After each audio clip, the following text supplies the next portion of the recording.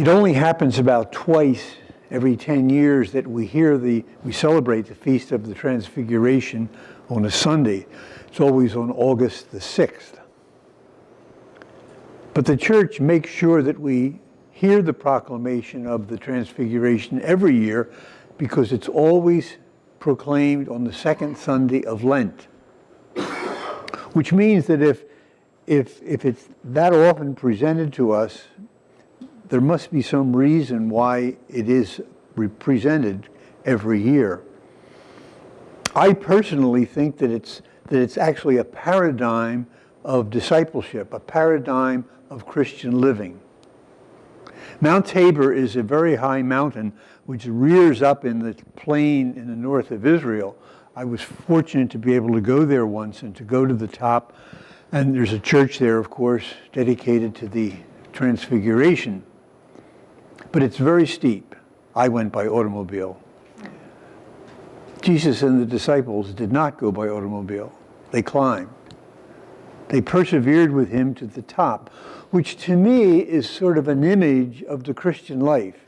If we persevere in the company of Jesus, if we listen to him every day, if we talk with him every day and persevere, we will eventually come to a deeper appreciation of who he is.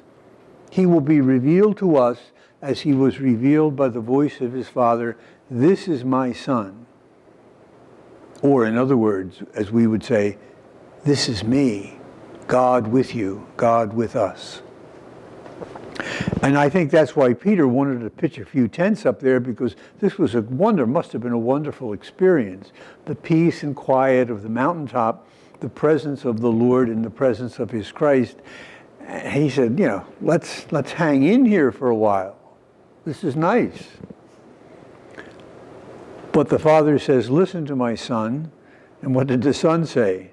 Let's get back off this mountain and down to the plain where the action is, where life is going on. And if you remember the gospel, as soon as they got down on the plain, they ended up in some kind of a controversy with the other disciples about curing somebody or casting out a devil. They were back in what we would say the real world.